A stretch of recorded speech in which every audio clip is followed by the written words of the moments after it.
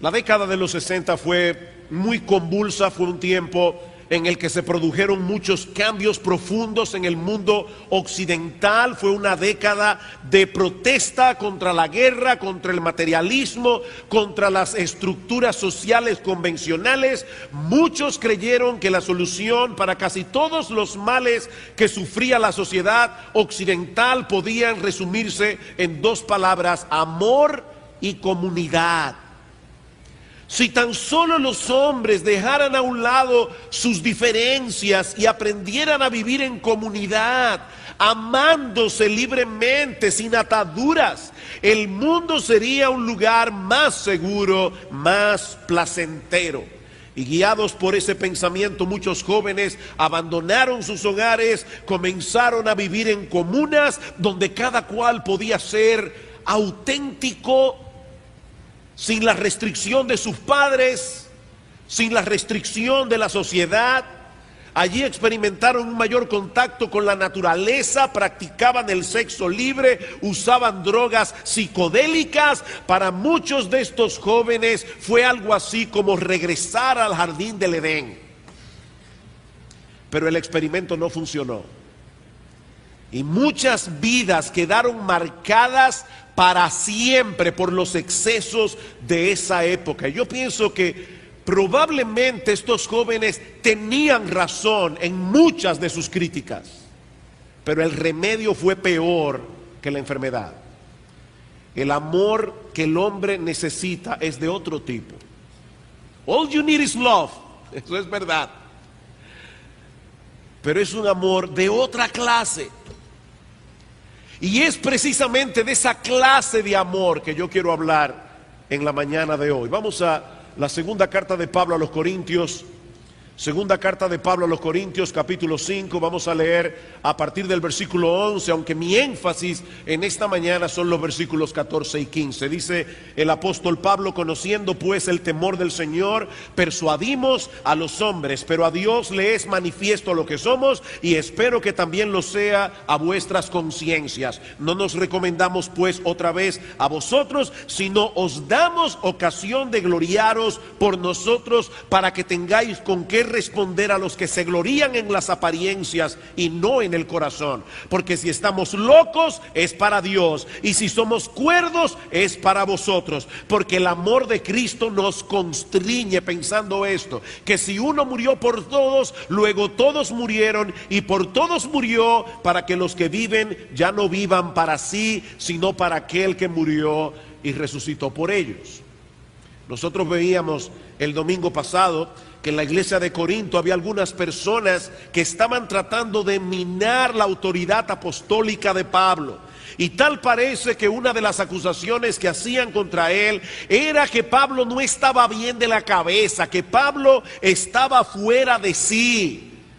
Es por eso que él dice en el versículo 13: si estamos locos es para Dios, y si somos cuerdos es para vosotros. En otras palabras, si mis enemigos juzgan mi conducta como demasiado extravagante, como demasiado extraña, yo hago lo que hago para la gloria de Dios.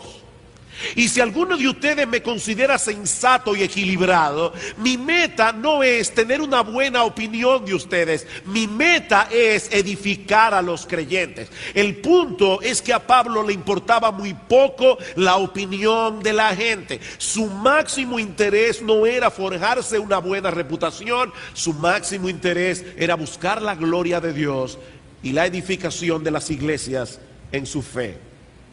No olviden, hermanos, que aún Cristo tuvo que pasar por esa experiencia. Yo sé que algunos aquí, cuando se convirtieron al Señor, probablemente le dijeron como a Pablo, como le dijo Festo: estás loco, Pablo, las muchas letras te vuelven loco. Bueno, a Cristo le dijeron eso. Dice en Marcos capítulo 3 versículo 21 que la familia tuvo que venir a buscarlo porque pensaban que estaba fuera de sí. Y esa es la misma palabra que se usa aquí para referirse a Pablo. Ahora, hermanos, ¿en qué se basaban los enemigos de Pablo para sugerir que no estaba bien de la cabeza? Bueno, nosotros no lo sabemos con seguridad porque el texto no lo revela, pero es muy probable que sus críticos estuvieran señalando el celo y la pasión desmedida con la que Pablo estaba llevando a cabo su ministerio. ¿Cómo podemos explicar, tal vez decían ellos, que este hombre haya puesto su vida en riesgo tantas veces para llevar a cabo la misión que supuestamente Dios le dio? Las personas normales no viven como Pablo vive. La única explicación razonable para una conducta tan extraña es que este hombre sufre de manía religiosa. Pablo es un fanático. Ha caído presa de un fanatismo descontrolado. Bueno, si esa era la acusación, entonces los versículos 14 y 15 nos brindan la explicación del mismo Pablo para ese celo y energía que él mostró durante su ministerio. Pablo no estaba loco, pero el amor de Cristo lo constreñía. El amor de Cristo nos constriñe pensando esto, que si uno murió por todos, luego todos murieron. Y mi prédica de esta mañana es muy sencilla. Nosotros vamos a hablar primero del amor inmensurable de Dios en Cristo y luego vamos a ver cómo luce una vida centrada alrededor de ese amor inmensurable de Dios en Cristo. Cuando Pablo dice aquí el amor de Cristo, obviamente él no se está refiriendo al amor que nosotros tenemos por Cristo. Él se está refiriendo al amor de Cristo por nosotros. Por eso señala como una prueba de ese amor el hecho de que él murió en nuestro lugar en la cruz del Calvario. De hecho, nadie puede llegar a amar al Señor de corazón hasta que llega a conocer a través del Evangelio el amor con que Él nos ha amado. Dice en Primera de Juan capítulo 4 versículo 19 que nosotros le amamos a Él porque Él nos amó primero. Él nos amó cuando no había absolutamente nada en nosotros que nos hiciera dignos de su amor. Y Pablo dice ahora, ese amor de Cristo me constriñe. ¿Y eso qué significa?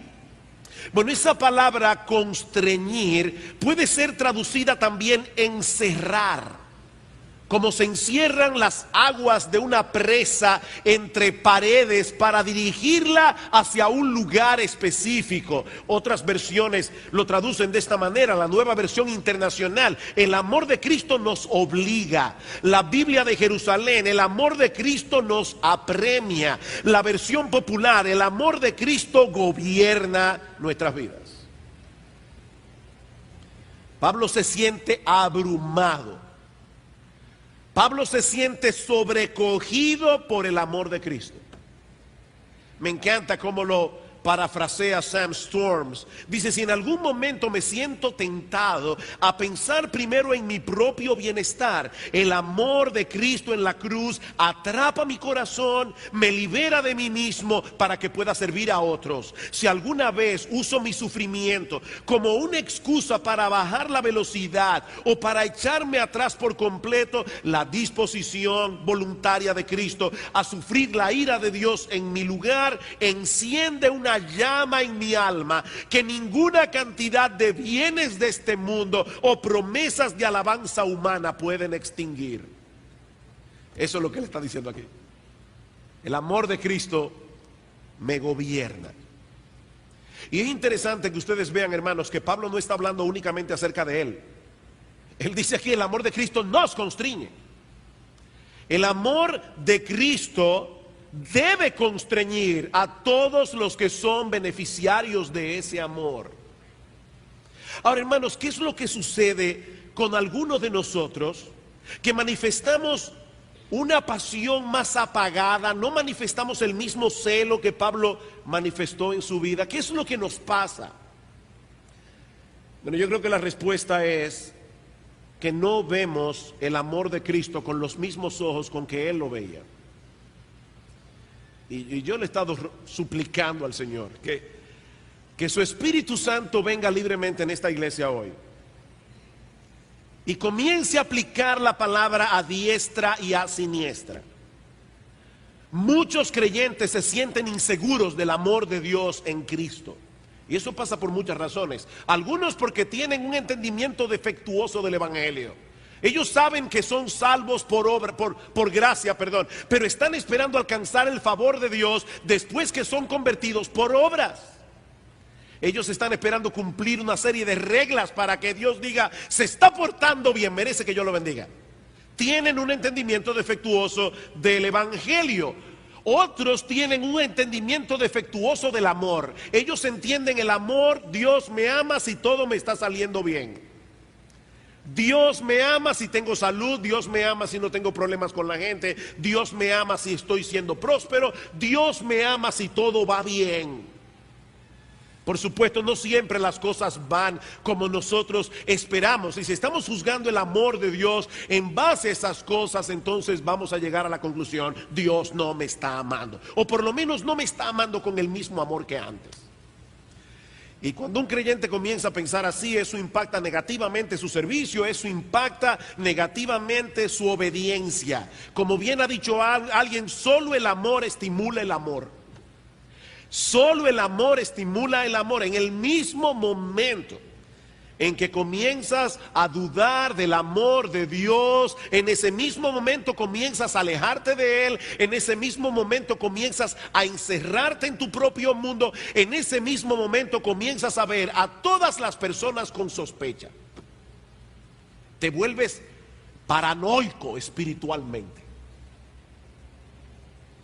Yo no sé cuántos de ustedes han tenido la oportunidad de ver el lanzamiento de un cohete al espacio. Eso es impresionante. Yo nunca lo he visto personalmente, pero sí lo he visto en televisión más de una vez. Mis hermanos, el poder que se necesita, el poder de reacción que se necesita para que una de esas máquinas tan pesadas se eleve del suelo, venciendo la fuerza de la gravedad y llegando hasta el espacio sideral, es enorme. Enorme. Bueno, aplicando este ejemplo a la vida espiritual del creyente, nosotros podemos decir que el pecado todavía mora en nosotros como una especie de fuerza de gravedad que nos atrae otra vez al orgullo y al egoísmo de nuestros corazones. Y el único reactor lo suficientemente poderoso como para hacernos despegar es el incomprensible, inmutable e inmensurable amor de Dios en Cristo.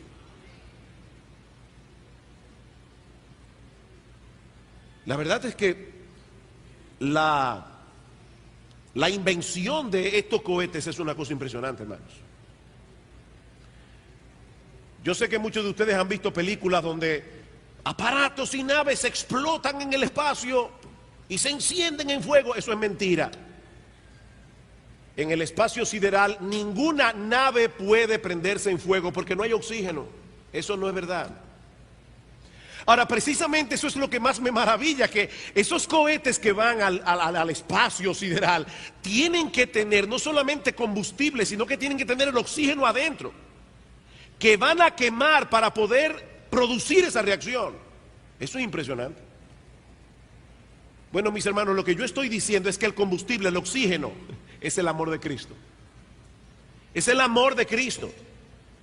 Es precisamente por eso que el amor de Dios es un tema tan prominente en las Escrituras. Miren, mis hermanos, si Dios hubiese dicho en un solo versículo de la Biblia que Él nos ama, eso hubiera sido suficiente, porque Dios no habla por hablar. Pero Dios no es como esos esposos que la esposa le pregunta, mi amor, ¿tú me amas? Y Él le responde, yo te lo dije cuando nos casamos, cuando cambie de opinión te aviso. No, Dios nos dice constantemente en la Biblia que Él nos ama. Hay una palabra hebrea que yo quiero que ustedes se aprendan en esta mañana. Es la palabra hebrea Hesed, H-E-S-E-D, Hesed. A veces nuestra Biblia traduce Hesed como misericordia, pero esta palabra debe ser traducida más bien como amor inamovible, amor inconquistable. Solamente en el libro de los Salmos, solo en el libro de los Salmos, esta palabra aparece 123 veces. Vayan conmigo al capítulo 34 del libro de Éxodo. Éxodo, capítulo 34. Ese pasaje famoso en el que Moisés le pide a Dios que le muestre su gloria. Permítanme, antes de leer el texto, ponerlo en su contexto. En el capítulo 32, Moisés se encuentra en el monte Sinaí, está recibiendo las tablas de la ley, pero pasó tanto tiempo allí que los israelitas se impacientan en el desierto y le piden a Aarón que le busque otros dioses, porque a este Moisés que nos sacó de la tierra de Egipto no sabemos qué le haya acontecido. Aarón les dice que le entreguen todos los arcillos, es decir, todas las joyas de oro que tuvieran a su alcance, y construye con esas joyas un becerro de oro para que el pueblo lo adore. No acaban de salir de Egipto por el poder de Dios y ya los israelitas estaban cayendo en el pecado de la idolatría. Alguien lo dijo de una manera más impactante. Él decía: en la misma luna de miel, mientras el esposo con E mayúscula estaba estableciendo en el monte Sinaí el fundamento para una vida matrimonial estable, la esposa abajo se estaba buscando otros amantes. En la misma luna de miel. Y es en ese contexto que Moisés le pide a Dios: muéstrame tu gloria. Dios accede a su petición y le revela algunos aspectos de su carácter. 34:6, y pasando Jehová por delante de él, proclamó: Jehová, Jehová, fuerte, misericordioso, Gesed. Ahí está la palabra: fuerte, misericordioso y piadoso, tardo para la ira y grande en Gesed y verdad. Y pasando, que guarda Gesed a millares, que perdona la iniquidad, la rebelión y el pecado, y que de ningún modo tendrá por inocente al malvado, que visita la iniquidad de los padres sobre los hijos y sobre los hijos de los hijos hasta la tercera y cuarta generación. Mis hermanos, yo supongo que los estudiosos de las escrituras que vivían en el antiguo pacto tienen que haber tenido mucho dolor de cabeza tratando de entender este texto. Mírenlo bien. 3 veces menciona el Señor aquí su amor inamovible, su gesed, su misericordia. Y para que no haya ninguna duda, también añade que Él es tardo para irarse, que Él perdona la iniquidad, la rebelión y el pecado. Sin embargo, al mismo tiempo declara que de ningún modo tendrá por inocente al culpable. Por fin, ¿cuál de las dos? ¿Cuál de las dos? Mis hermanos, ¿cómo puede Dios en una misma declaración conectar su amor inamovible, inconquistable, con su justicia inapelable, con su justicia inflexible? ¿Cómo podemos congeniar estas dos declaraciones? Bueno, para un judío en el Antiguo Testamento era prácticamente imposible llegar a una solución. Teníamos que llegar al Nuevo Testamento, porque esa es la gran interrogante que el Evangelio de Cristo responde. Dios no rebajó su estándar de santidad y justicia para salvar a los pecadores. Dios no pasó por alto nuestra culpabilidad, sino que en su amor inamovible, en su amor inconquistable, en su gesed, Dios decidió cargar Él mismo con las consecuencias de nuestro pecado. Es a eso que se refiere Pablo cuando dice en 2 Corintios 5:14: el amor de Cristo nos constriñe, pensando esto, que ese murió por todos, que uno murió por todos. Y obviamente ese todos aquí son todos aquellos que murieron, aquellos por quienes Él vino a morir, aquellos a quienes Él vino a salvar. Mis hermanos, yo me temo que la frase Cristo murió por mí, Cristo murió por nosotros, Cristo murió en nuestro lugar, yo me temo, hermanos, que esa frase nos resulte tan familiar que deje de impresionar profundamente nuestros corazones. El Señor Jesucristo, el Dios encarnado, decidió tomar sobre sí toda la ira divina que tú y yo merecemos por todos los pecados que hemos cometido y que vamos a cometer desde la cuna hasta la tumba. Todos los pecados que cada uno de nosotros, los cristianos que estamos en este lugar, hemos cometido, Cristo los pagó. Eso fue lo que ocurrió en la cruz del Calvario. La segunda persona de la Trinidad, a quien los ángeles en el cielo adoran y alaban diciendo: Santo, Santo, Santo, Jehová de los ejércitos, toda la tierra está llena de tu gloria. Esa persona divina decidió sufrir en carne humana lo que su propia justicia demanda de aquellos que se rebelan contra él, y así poder perdonarlos. Cuando Jesús estaba en la cruz, sufriendo la más horrible agonía que un ser humano haya sufrido jamás, recibiendo en un lapso de 3 horas todo el peso de la ira eterna de un Dios perfectamente justo, Él estaba haciendo eso como nuestro representante, en nuestro lugar. Mis hermanos, ¿qué tan grande es la medida del amor de Dios? ¿Qué tan grande es? ¿Con qué nosotros podríamos comparar un amor así? Escuchen lo que dice el salmista en el Salmo 103. Porque como la altura de los cielos sobre la tierra, engrandeció su misericordia, engrandeció su gesed, su amor inconquistable sobre los que le temen. Cuanto está lejos el oriente del occidente, hizo alejar de nosotros nuestras rebeliones. ¿Quién puede medir la distancia entre el cielo y la tierra? Nadie puede hacerlo. Absolutamente nadie.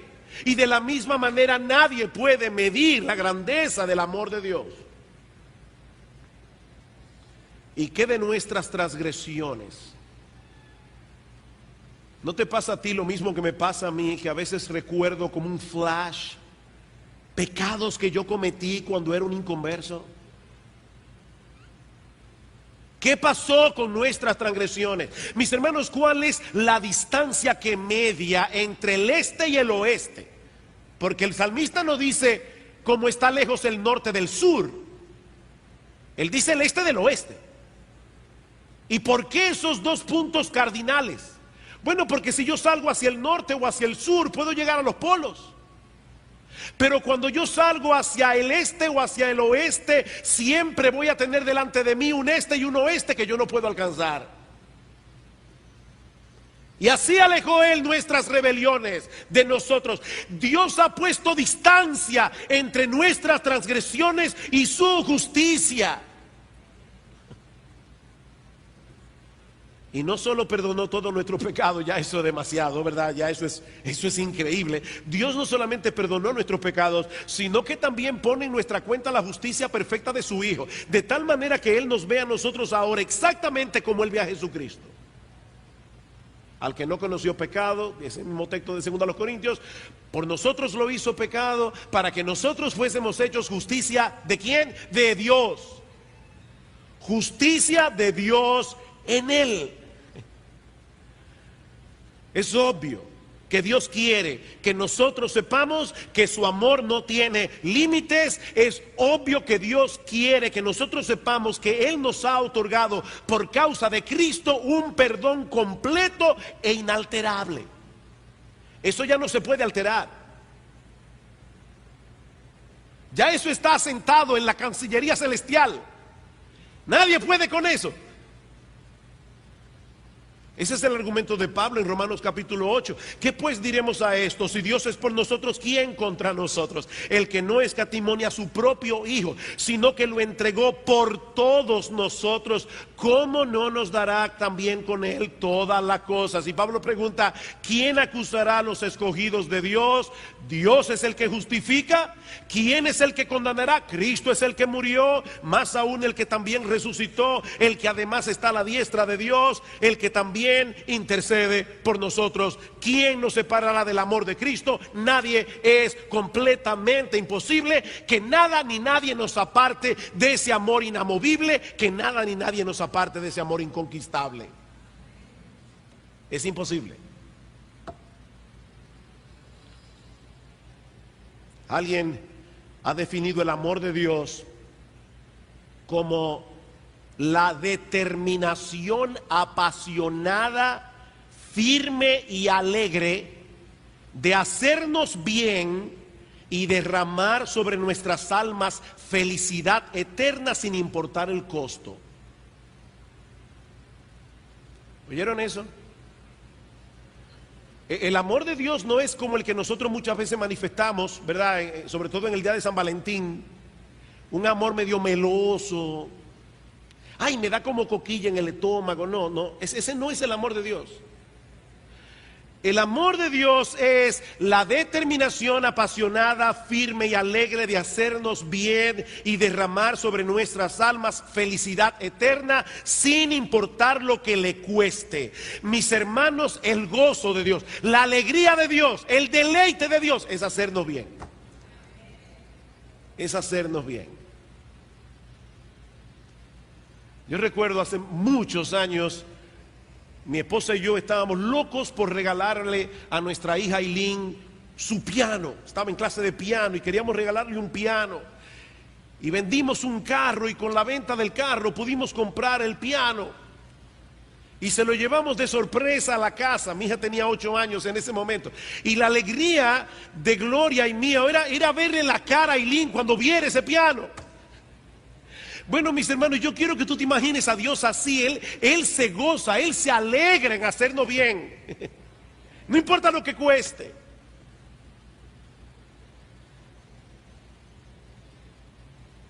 Dice en Miqueas 7:18, Él se deleita en tener misericordia. Y en Sofonías 3:17, que Él se gozará sobre los suyos con alegría, callará de amor, se regocijará sobre ti con cánticos. Ese es nuestro Dios. Dice un autor, Él no nos bendice a regañadientes, ni nos trata como esos esposos que se sienten obligados a cumplir sus votos matrimoniales, a pesar de que el afecto que tenían por su esposa hace muchísimo tiempo que se desvaneció. No, ese no es el amor de Dios, no. Dios nos ama. Oye esto, mi hermano, oye esto. Dios nos ama exactamente con el mismo amor con que Él ama a su Hijo. Con el mismo amor, ni un gramo menos. Porque nuestra vida está escondida en Él. Cuando Dios nos ve a nosotros, Él nos ve en su Hijo. Y fue el entendimiento de esa verdad tan extraordinaria lo que produjo en Pablo el celo, la pasión que él manifestó a lo largo de su vida. Pablo entendió y aplicó las consecuencias que se derivan de un amor así. Estaba escuchando esta semana una entrevista que John Piper le hizo a Tim Keller acerca de la justificación. Y me llamó muchísimo la atención esto que Tim Keller relató. Dice que una vez una joven que había llegado a entender la salvación por gracia, por medio de la fe, estaba entrevistándose con él y ella le decía: yo solía ir a la iglesia desde pequeña, pero nunca había escuchado ese mensaje del evangelio. Es triste que una persona puede estar en una iglesia evangélica y no escuchar el evangelio, y escuchar simplemente prédicas moralistas. Bueno, a esta muchacha le pasó. Y Keller le pregunta: ¿y qué tú piensas de eso? ¿Saben cuál fue su respuesta? Me da pavor. Me da pavor. Dice ella: si la salvación fuera por obras, habría un límite en lo que Dios te pediría que hicieras. Como el pago de los impuestos. Tú págate tus impuestos, no hay problema. Pero si somos salvos por gracia en base a lo que hizo Jesús, entonces no habría límites para lo que Dios pidiera de mí. Mi obediencia tendría que ser incondicional.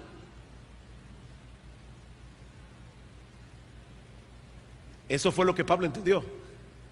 El amor de Cristo nos constriñe pensando esto, que si uno murió por todos, luego todos murieron. Y por todos murió, para que los que viven ya no vivan para sí, sino para aquel que murió y resucitó por ellos. Mis hermanos, Cristo murió por ti, para que no sigas viviendo para ti. Cristo murió por ti para que no sigas viviendo para ti, para que dejes de ir por la vida demandando que los otros te amen, demandando que los otros te sirvan y te dediques a dar de gracia lo que tú de gracia has recibido.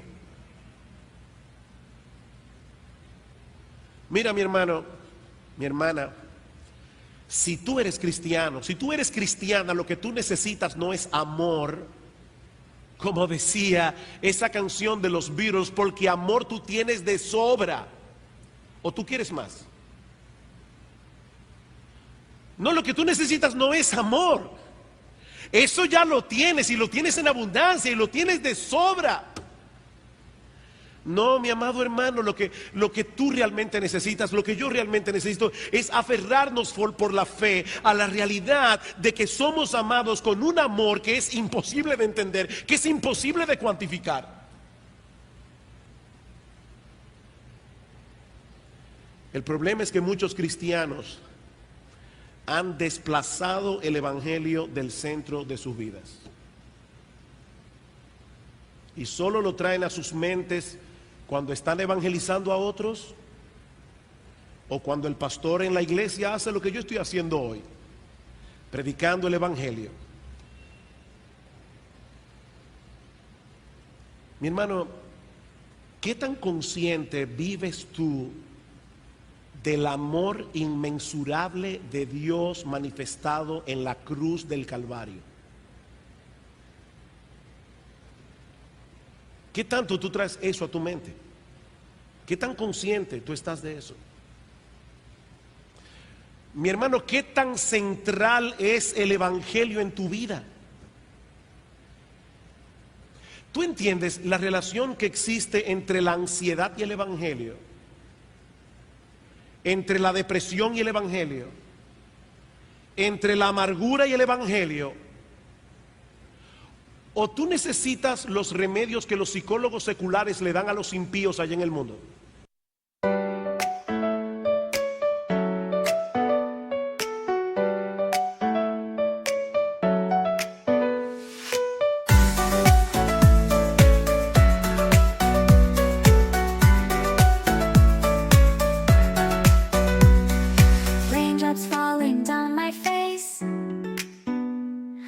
Tiny tears in a happy chase,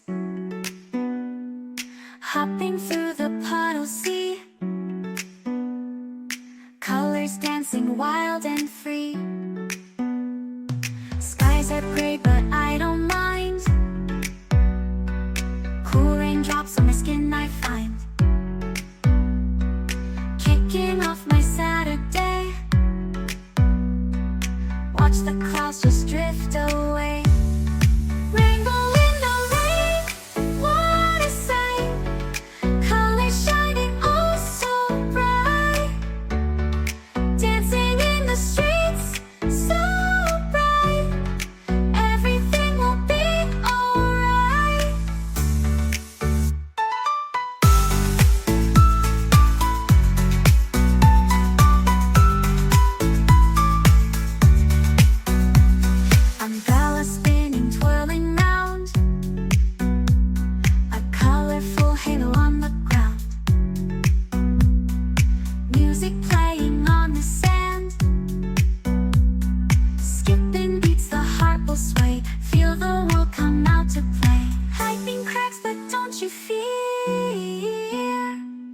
Magic shines when skies are clear, raindrops whisper secrets true, a hidden beauty shines right through. Rainbow in the rain, what a sight, colors shining oh so bright, dancing in the streets so bright, everything will be alright. Raindrops falling soft, peeks through, rainbow magic.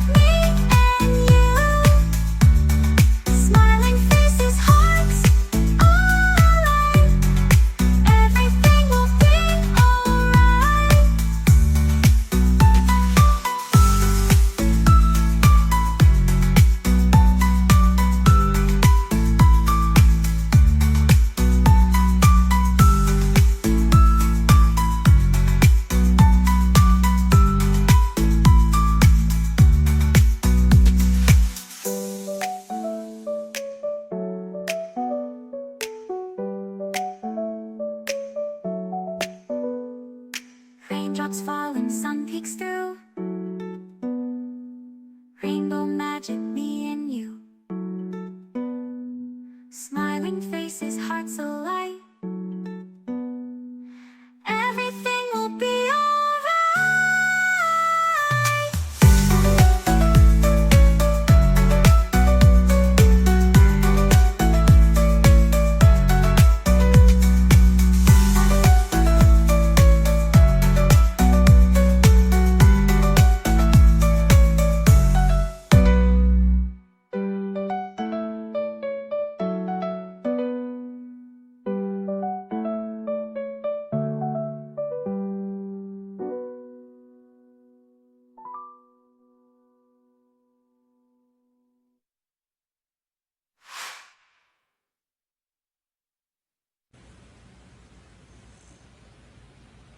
Para tratar con esas cosas. Mis hermanos, vamos a Mateo capítulo 6. Es un texto muy conocido, Mateo capítulo 6. Oigan cómo Cristo quiere. Cristo, no su Gel Michelin, que se ha cogido ahora con la psicología. No, Cristo. ¿Cómo Cristo quiere que nosotros enfrentemos estas cosas? Mateo capítulo 6, versículo 25. Por tanto os digo, no os afanéis por vuestra vida, qué habéis de comer o qué habéis de beber, ni por vuestro cuerpo, qué habéis de vestir. ¿No es la vida más que el alimento y el cuerpo más que el vestido? Mirad las aves del cielo, dice el Señor, que no siembran, ni ciegan, ni recogen en graneros, y vuestro Padre Celestial las alimenta. ¿Escuchaste esto, mi hermano? Él no es el Padre de las aves, Él es el Padre tuyo. Vuestro Padre Celestial las alimenta. ¿No valéis vosotros mucho más que ellas? ¿Y quién de vosotros podrá, por mucho que se afane, añadir a su estatura un codo? Y por el vestido, ¿por qué os afanáis? Considerad los lirios del campo, cómo crecen, no trabajan ni hilan. Pero os digo que ni aun Salomón con toda su gloria se vistió así como uno de ellos. Y si la hierba del campo que hoy es y mañana se echa en el horno, Dios la viste así, ¿no hará mucho más a vosotros, hombres de poca fe? Versículo 31. No os afanéis pues diciendo qué comeremos o qué beberemos o qué vestiremos, porque los gentiles buscan todas estas cosas, pero vuestro Padre Celestial sabe que tenéis necesidad de todas estas cosas. Mas buscad primeramente el reino de Dios y su justicia, y todas esas cosas os serán añadidas. ¿Ven el punto, mi hermano? ¿Ven el punto? El Dios del cielo, el creador y sustentador del universo, es nuestro Padre. Mi amado hermano, mi amada hermana, Él no es el Padre de las aves, Él no es el Padre de los lirios del campo. Él es nuestro Padre, y el precio que Él tuvo que pagar para poder adoptarnos como hijo fue nada más y nada menos que la sangre de su precioso Hijo. ¿Por qué nos afanamos entonces? ¿Por falta de amor? No, dice Cristo, por falta de fe. Por falta de fe. Fallamos en poner delante de nosotros la bendita cruz de Cristo y el amor que hizo posible semejante salvación. Y lo mismo podemos decir de muchas otras cosas. La amargura, el descontento. Efesios capítulo 4 versículo 31. Efesios capítulo 4 versículo 31 dice el apóstol Pablo: quítense de vosotros toda amargura. Ay, no, pastor, yo no puedo con esto. Tú sí puedes. No quieres.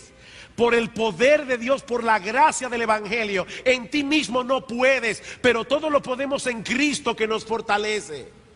Quítense de vosotros toda amargura, enojo, ira, gritería, maledicencia y toda malicia. Antes, sed benignos unos con otros, misericordiosos, perdonándoos unos a otros como Dios también os perdonó a vosotros en Cristo. Sed pues, ese pues es importante.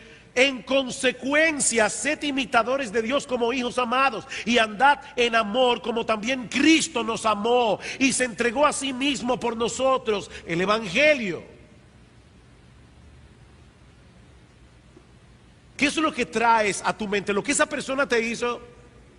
¿O qué traes a tu mente? Todo lo que tú has pecado contra Dios y cómo Dios te ha perdonado en Cristo de todos tus pecados. Tu récord está limpiecito delante de Él. ¿Qué traes a tu mente? Mis hermanos, ¿por qué muchas veces los esposos somos rudos y desconsiderados con nuestras esposas? ¿Por qué? Porque perdemos de vista la relación que hay entre el matrimonio y el Evangelio. Maridos, amad a vuestras mujeres, así como Cristo amó a la iglesia y se entregó a sí mismo por ella para santificarla. Esa es la medida de nuestro amor.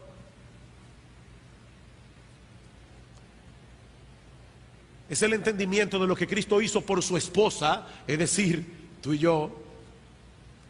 Es el entendimiento de lo que Cristo hizo y hace por su esposa, lo que nos capacita para poder amar a nuestras esposas como debemos amarlas. Y así podría continuar poniendo un ejemplo tras otro.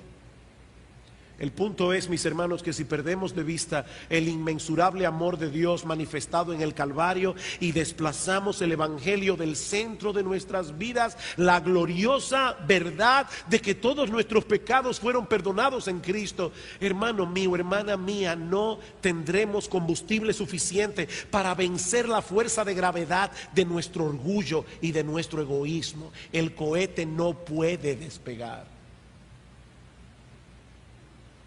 Es el amor de Cristo el que nos constriñe. Y poco a poco comenzamos a alejarnos de Dios. Comenzamos a alejarnos de su pueblo. Comenzamos a encerrarnos a nosotros mismos y a llenarnos de temores, de ansiedad, de angustia. Miren, mis hermanos, el apóstol Pablo, o toma en tu mente cualquier gran siervo de Dios, de esos que nosotros en la escuela dominical trajimos sus biografías hace unos meses. Toma cualquier siervo de Dios. Hermanos, ellos no eran superhombres.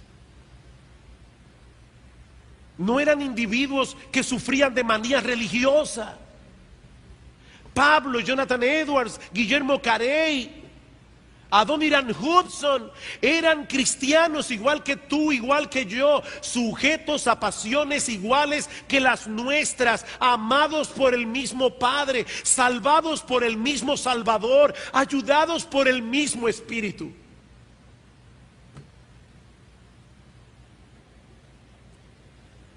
Pero estos hombres pusieron el Evangelio en el centro de su vida. Y se empaparon de tal manera del amor de Dios en Cristo que ese amor controló su existencia. Eso fue lo que pasó. Ese amor controló su existencia. Mi amado hermano, mi amada hermana, ¿qué te controla a ti? ¿Qué te controla? ¿Qué es lo que te mueve a levantarte cada mañana? ¿Qué es lo que te sostiene en movimiento a lo largo de todo el día? ¿Puedes tú decir como Pablo que el amor de Cristo te constriñe? ¿Que el amor de Cristo te abruma? ¿Que el amor de Cristo te sobrecoge? Y te lleva a levantar tu corazón en alabanza a ese bendito, precioso, hermoso Salvador, por quien vale la pena vivir y morir. ¿Qué te controla? El deseo de mi corazón por esta amada iglesia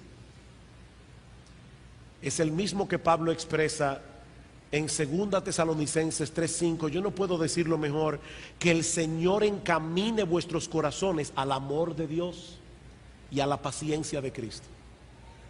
Que el Señor encamine vuestros corazones al amor de Dios y a la paciencia de Cristo. Y si tú estás aquí en esta mañana y tú no has experimentado aún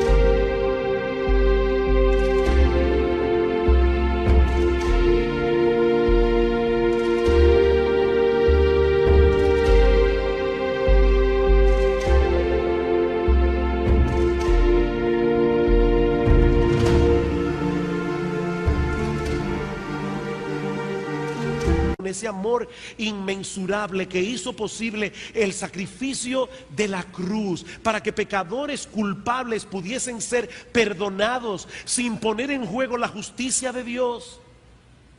Entonces yo te invito a que tú pongas toda tu confianza en el único que puede concederte el perdón de todos tus pecados y concederte de pura gracia el don de la vida eterna. Hay un solo Dios y un solo mediador entre Dios y los hombres, Jesucristo hombre. Fuera de Él no hay posibilidad alguna de salvación, sino el terror de enfrentarte con esa justicia inapelable delante de la cual tendrás que dar cuenta por tu vida algún día en el tribunal de Dios. Mira, mi amigo, si el Señor te trajo hoy aquí, si el Señor te trajo a este lugar hoy para que escuches el Evangelio, es porque todavía hay esperanza de salvación para ti. Todavía las puertas están abiertas, pero tienes que venir a Cristo en arrepentimiento y fe. Mi amigo, nadie puede hacer por ti esa transacción con el cielo. Nadie. Quiere el Señor que puedas irte de este lugar teniendo la certeza de que todos tus pecados han sido perdonados en Cristo, que su justicia perfecta es toda tuya por medio de la fe, y que desde hoy y para siempre Él venga a ser el deleite de tu alma.